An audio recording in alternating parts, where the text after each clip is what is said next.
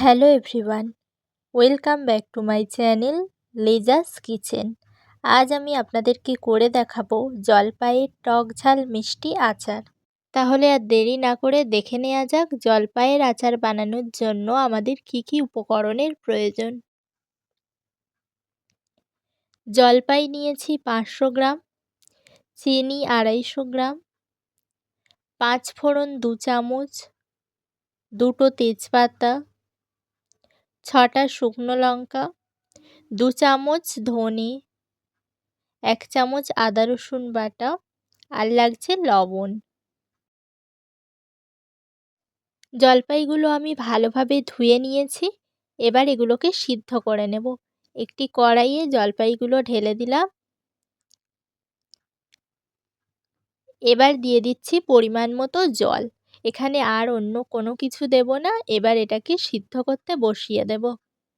জলপাইগুলোকে প্রায় 10 মিনিট ধরে সিদ্ধ করে নিতে হবে। 10 মিনিট পর আমি ঢাকনাটা খুলে নিলাম। আপনারা দেখতেই পাচ্ছেন জলপাইগুলো ফেটে গিয়েছে, তার মানে এগুলো খুব ভালোভাবে সিদ্ধ হয়ে গিয়েছে।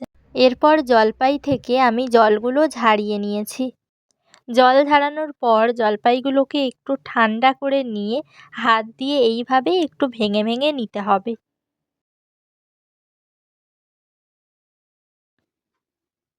সব জলপাইগুলো এইভাবে ভাঙা হয়ে গেলে এটাকে সাইডে রেখে দিতে হবে। এবার জলপাইয়ের আচারে দেওয়ার জন্য এগুলো দিয়ে একটা গুঁড়ো মশলা তৈরি করে নিতে হবে। আমি গ্যাসে একটি ফ্রাইং প্যান বসিয়ে দিয়েছি। এবার ওই ফ্রাইং প্যানের মধ্যে 4টে শুকনো লঙ্কা দিয়ে একটু নাড়াচাড়া করে নিচ্ছি। এই পর্যায়ে দিয়ে দিচ্ছি 2 চামচ পরিমাণ 5 ফোড়ন এবং 2 চামচ পরিমাণ ধনে। এবার সমস্ত গোটা মশলাগুলো কিছুক্ষণ ধরে ভেজে নিতে হবে। ভাজা মশলার খুব সুন্দর একটি গন্ধ চলে এসেছে। এবার এটিকে একটি প্লেটে আমরা ঢেলে নেব। এগুলোকে এবার মিক্সার গ্রাইন্ডার বা শিলনোড়াতে ভালোভাবে গুঁড়ো করে নিতে হবে। এবার গ্যাসে একটি কড়াই বসিয়ে কড়াইতে 100 গ্রাম সরষের তেল দিয়ে ভালোভাবে গরম করে নিয়েছি। গরম তেলের মধ্যে দিয়ে দিচ্ছি একে একে 1 চামচ 5 ফোড়ন, 2টো শুকনো লঙ্কা, 2টো তেজপাতা। এগুলো হালকা বাদামি করে ভেজে নিতে হবে। এবার এই তেলের মধ্যে দিয়ে দিচ্ছি 1 চামচ পরিমাণে আদা রসুন বাটা।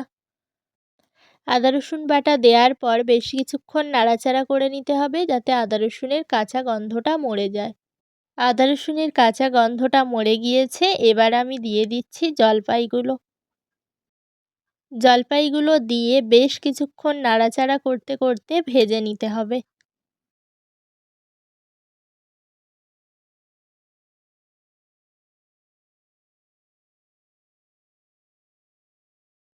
জলপাইগুলো মোটামুটিভাবে ভাজা হয়ে গিয়েছে। এই পর্যায়ে আমি দিয়ে দেব 250 গ্রাম চিনি।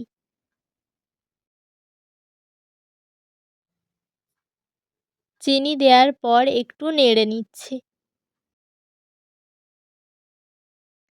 চিনিগুলো গলে যাওয়ার পর আচারটা একটু পাতলা দেখাবেই, কিন্তু ভয়ের কিছু নেই। কিছুক্ষণ নাড়াচাড়া করতে থাকলে আচারটা আবার আগের মতো ঘন হয়ে যাবে।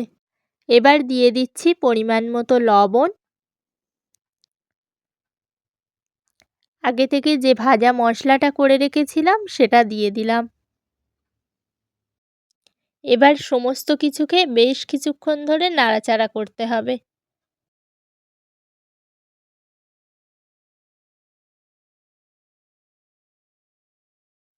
আচারটা ঘন হয়ে এসেছে আর কালারটাও দেখতে পাচ্ছেন খুব সুন্দর হয়ে গিয়েছে। এবার এটিকে নামিয়ে পরিবেশন করে নেব। এবার আমি আচারগুলোকে একটি প্লেটে তুলে নিচ্ছি।